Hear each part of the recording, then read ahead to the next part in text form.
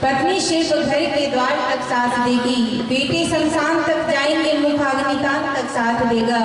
ये कर्म ही है जो उस लोक तक साथ देने जाएगा, ये धर्म ही है जो साथ जाएगा। और कुछ साथ जाने वाला नहीं है, सब यही रह जाएगा।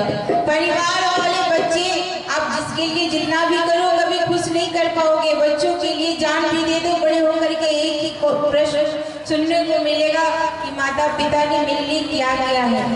छोटा बेटा कहेगा कि बड़ा बेटा को सब कुछ दे दिया, बड़ा बेटा कहेगा छोटा बेटा को सब कुछ दे दिया। और बेटी है तो दोनों भाई मिलके कहेगा हम भाइयों को तो कुछ दिया ही नहीं, सब बेटी को दे दिया। मत फंसो इस दुनिया में, रहो बेटों के लिए करो, पढ़ाओ लिखाओ, ब्याह करा दो और निश्चित हो जाओ। काम करो, घर के बीच में रहो, सब कुछ करो, पर साथ में मैं नहीं कहती कि धन मत कमाओ, धन नहीं हो तो जीना ही मुश्किल है। आज के जमाने में पैसा ही सब कुछ है। अगर पैसा ना हो तो लोग पूछेंगे भी नहीं, लेकिन पैसा को सब कुछ मत मानो, धन को सब कुछ मत मानो। धन कमाओ बहुत अच्छी बात है, लेकिन साथ में धर्म भी करते रहो, पुण्य भी कमाते रहो। बाबा भोलेनाथ सर्व धारण करके सबको ये इशारा करना चाहते हैं, उपदेश देना चाहते हैं कि काल तेरे साथ में घूम रहा है, बनकर तेरा लुटेरा है बंदे, क्या है जग में। काल घूम रहा है, पता नहीं किस घड़ी किस दिन, न जाने हाथ पकड़ के ले जाएगा अपने साथ। इसलिए बाबा भोलेनाथ का ब्याह हुआ।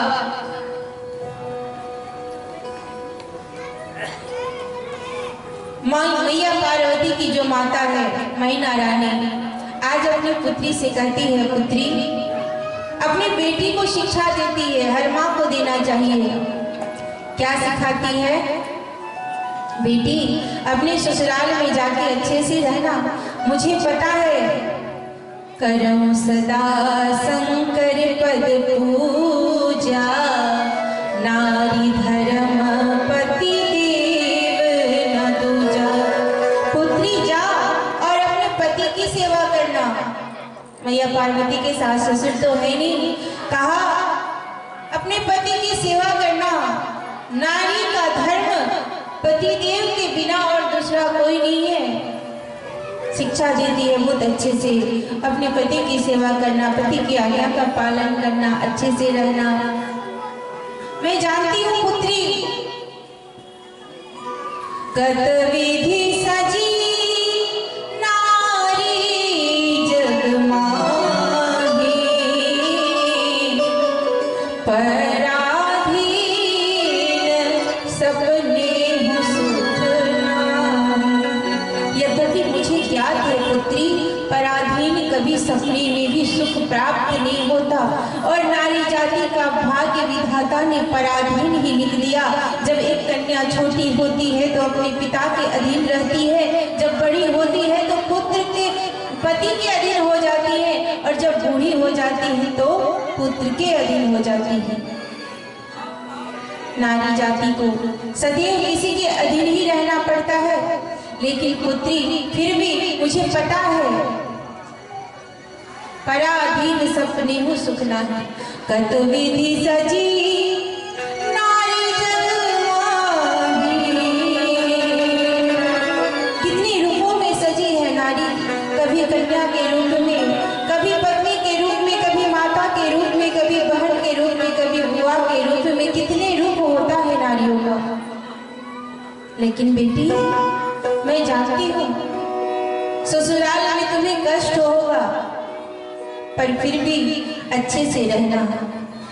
शिक्षा दे रही है मैया मैना, कहती है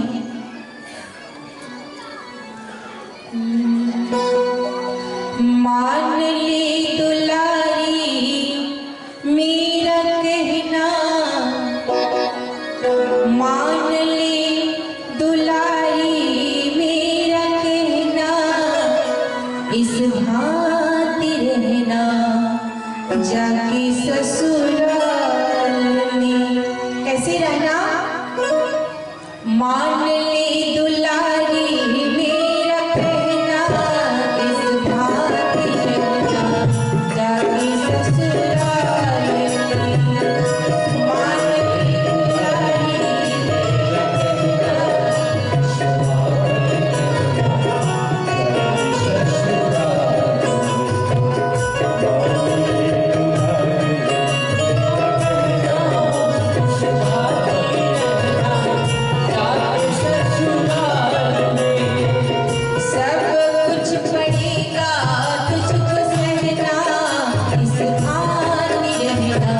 जाके ससुराल में। सब कुछ पड़ेगा तुझको सहना, इस भांति रहना जाके ससुराल में।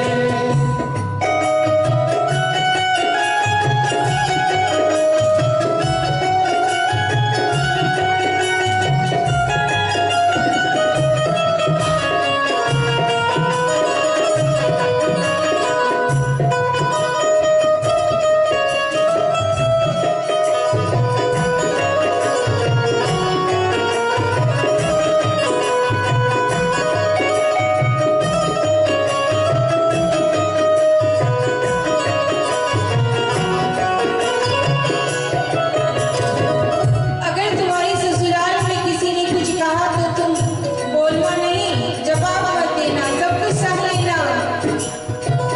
छोड़ कर चली है बेटी बाबुल के आंगना,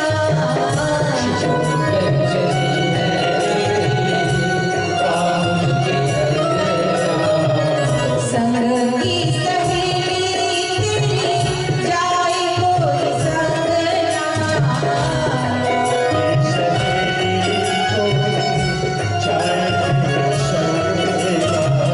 छोड़ कर चली है बेटी बाबुल का आंगना, संग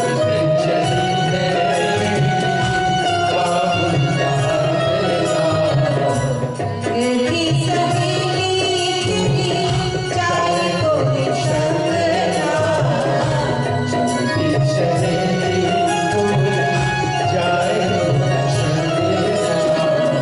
अपने घर की आन बान रखना मेरी स्वाभिमान,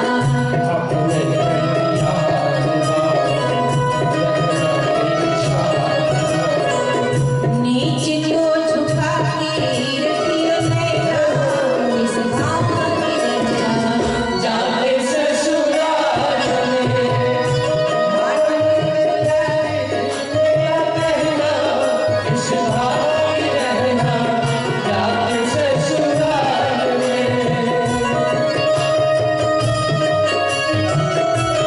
जय सिया राम।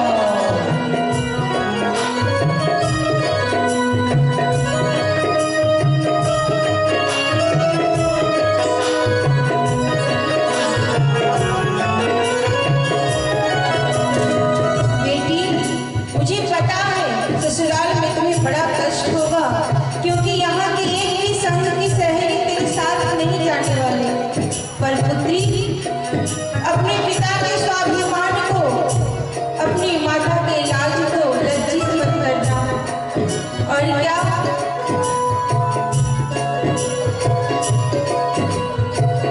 माता के समान बेटी सासू जी को मानना, समान बेटी सासू जी को पालना, पिता के समान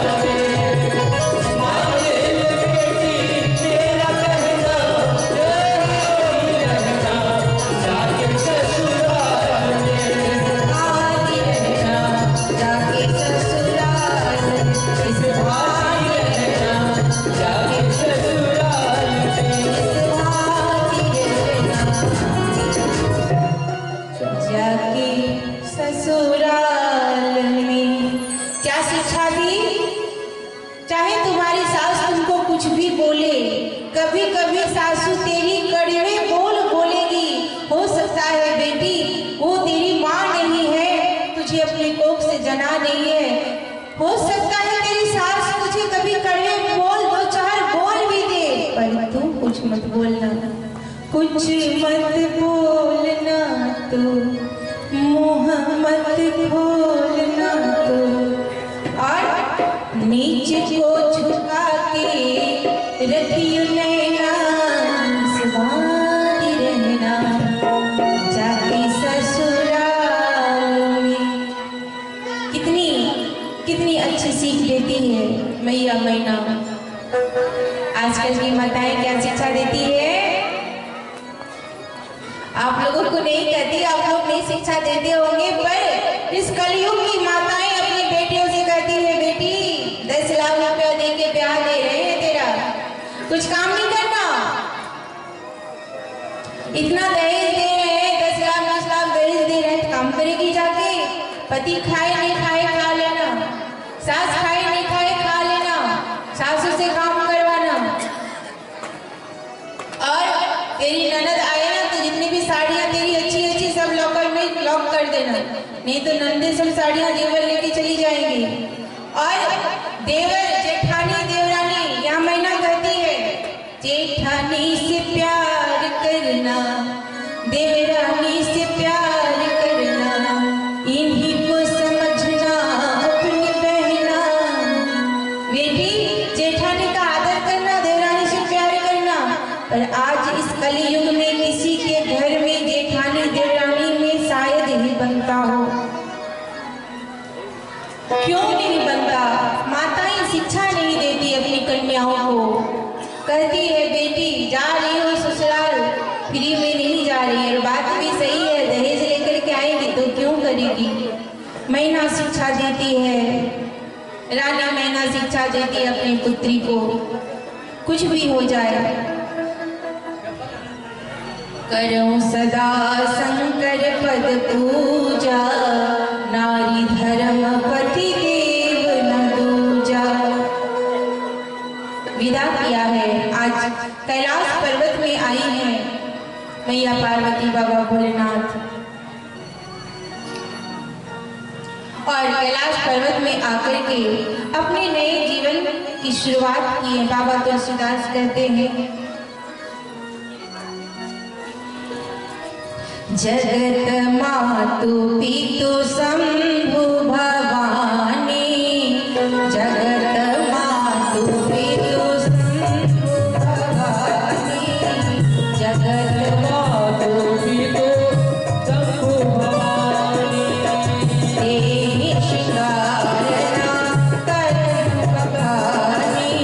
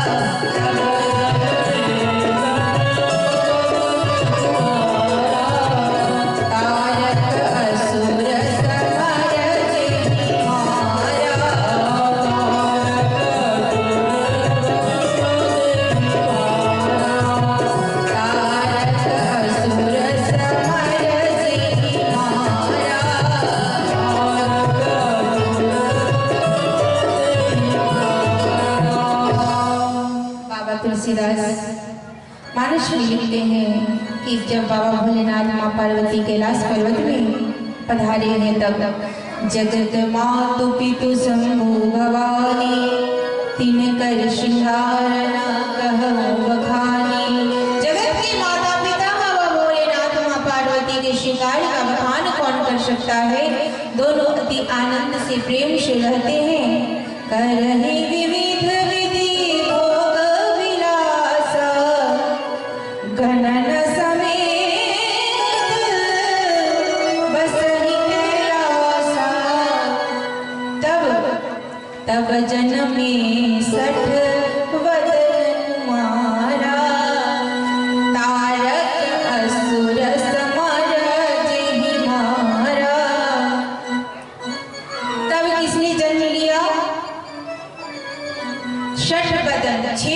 वाले भगवान कौन?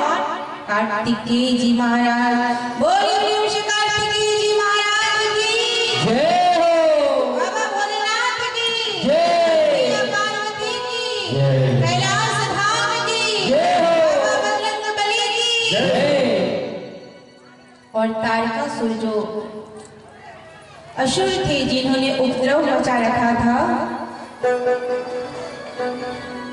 उनका वध करते हैं कार्तिकेय जी महाराज। एक दिन प्रभु बहुत ही आनंद के साथ मैया पार्वती के साथ कैलाश में निवास कर रही हैं। समय पा करके एक दिन बड़ा ही अच्छा समय जान करके मैया पार्वती आती है, बाबा भोलेनाथ से कहती है प्रभु, प्रणाम करती है और कहती है प्रभु एक संशय है मेरे मन में, कुछ बातें करना चाहती हूँ, कुछ संवाद करना चाहती हूँ। बाबा भोलेनाथ ने कहा क्या बात है? तब मैया पार्वती कहती है पार्वती भलो अवसर जानी, गई शंभु पही मातु भवानी। और जाकर के कहा कि प्रभु मुझसे एक अपराध हुआ है, पिछले जन्म में मैं सती थी, राम कथा आपने सुनाया मैंने नहीं सुना, कुंभज ऋषि ने सुनाया फिर भी नहीं सुना, वो संशय इस जन्म तक है। इस जन्म में भी मुझे ये ज्ञात नहीं हो पाया कि प्रभु श्री राम कौन है, मुझे बताइए।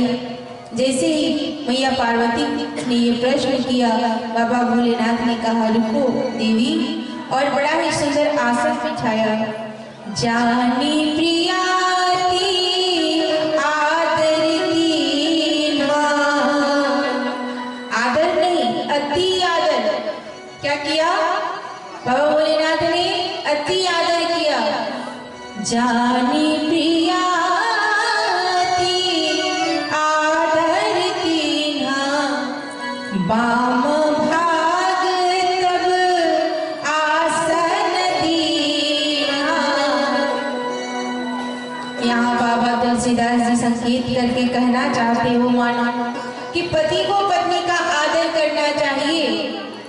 ऐसा नहीं कि हमेशा पत्नियां ही आरती उतारती रहे पतियों का भी फर्ज है। बाबा भोलेनाथ ने क्या किया? जानी प्रियाती आदर कीना, अति आदर किया। कभी कभी पत्नियों से प्रेम कर लिया कीजिए, दुलार कर लिया कीजिए, क्योंकि पत्नी है तो आपके पूरे घर को, पूरे परिवार को संभालती हैं।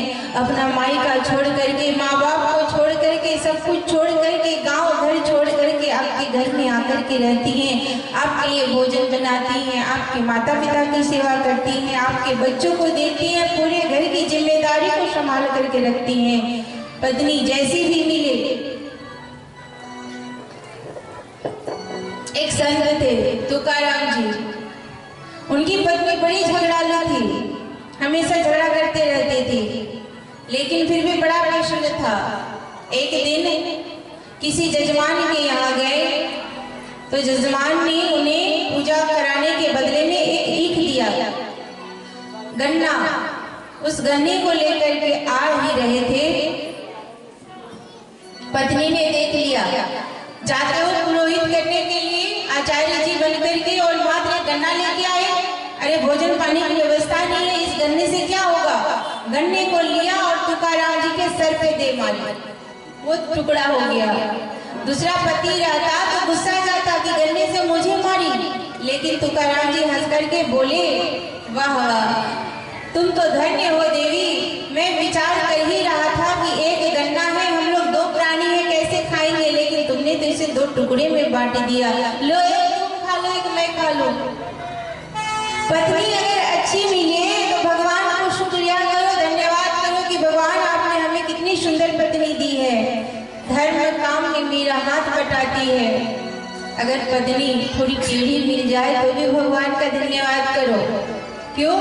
भगवान अच्छा हुआ आपने हमें टेढ़ी पत्नी दी थी, अगर अच्छी होती तो इसी में रम जाते, इसी में मन लग जाता। तुलसीदास जी पत्नी के प्रेम में इतने मोह में फंस गए थे कि उनके साथ साथ पीछे पीछे चल दिए, लेकिन जब पत्नी की अताना मिला तो फिर छोड़ छाड़ के सब वापस आ गए और इस ग्रंथ मानुष की रचना करते।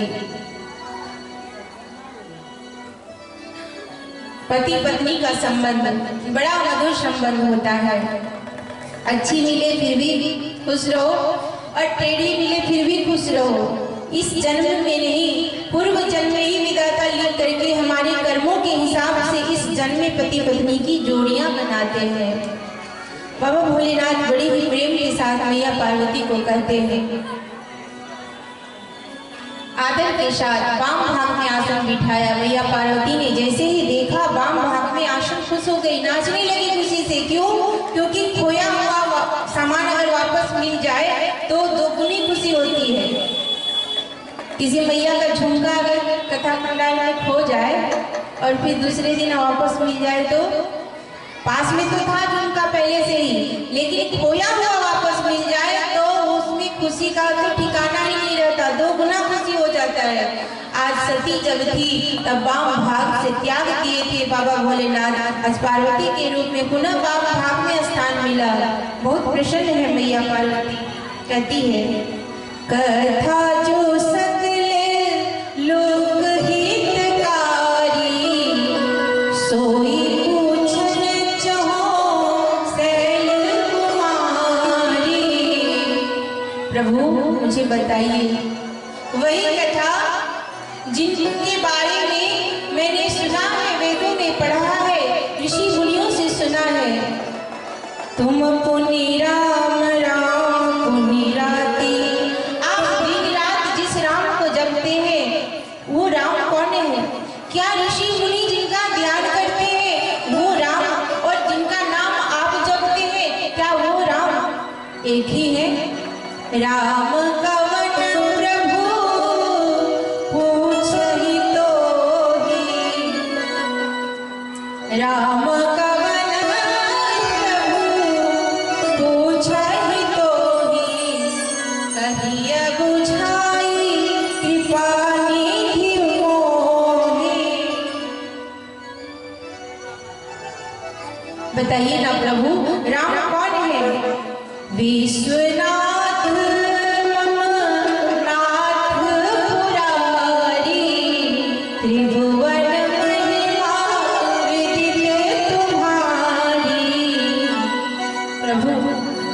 महिमा तीनों लोगों में व्याप्त है। आप सर्वज्ञ हैं, आप ज्ञानी हैं। आप मुझे बताइए ना प्रभु, राम कौन है? सती के रूप में मैंने तो नहीं जान पाया, पर आज मैं आपसे पूछ नहीं रही हूँ, मैं आपसे बातें करना चाहती हूँ। जो पति पत्नी के बीच में बातें होती है, बाबा तुलसीदास यहाँ संकेत करना चाहते हो कि संसार की जिम्मेदारियां जब समाप्त हो जाए तब पति पत्नी को सिर्फ काम वासना में ही लिप्त नहीं रहना चाहिए, राम का नाम भी लेना चाहिए। जब कार्तिकेय जी का जन्म हो गया, तारकासुर का उद्धार हो गया, सब काम जिसके लिए ब्याह किया गया था तारकासुर के उद्धार के लिए, जब उनका उद्धार हो गया तब बाबा भोलेनाथ मैया पार्वती बैठ करके संवाद कर रहे हैं। कौन सी? राम कथा। मैया पार्वती पूछती है,